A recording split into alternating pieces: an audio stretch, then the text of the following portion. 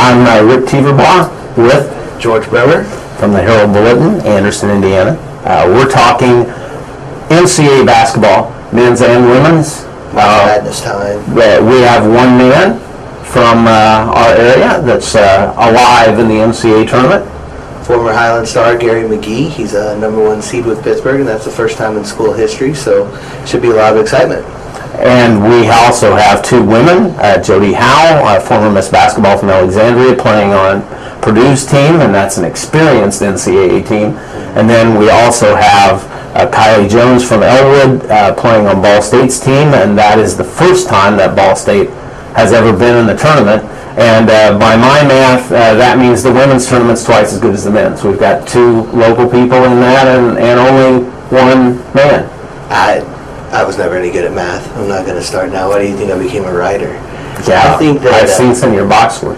I think that the men's tournament right now, there's so much excitement around this thing.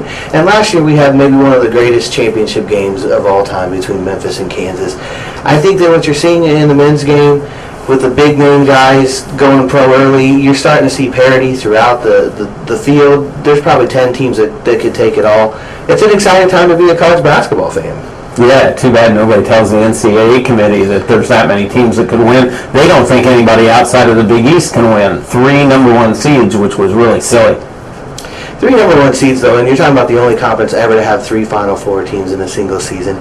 You know, it's not bad. The Big East gives this tournament a villain, and every good story needs a villain.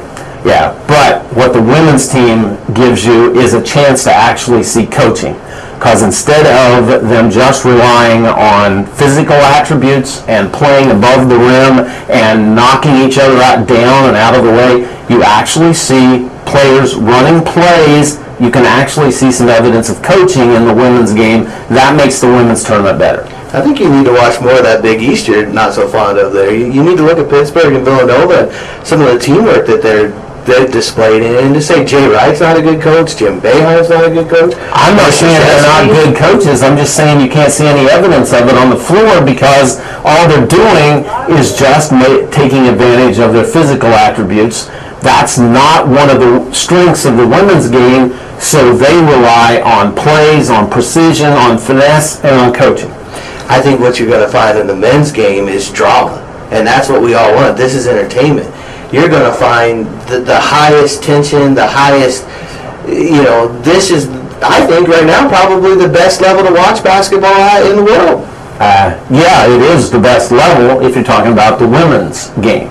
But we will agree that this is prime NCAA basketball time, and whether you're a fan of the men or a fan of the women, this is the time to have your bracket out in front of you and to follow the game religiously, and that's what we'll be doing. That's what we want you to do when you pick up the Herald Bulletin each day. Yes, follow the scores in the Herald Bulletin all weekend long. See you.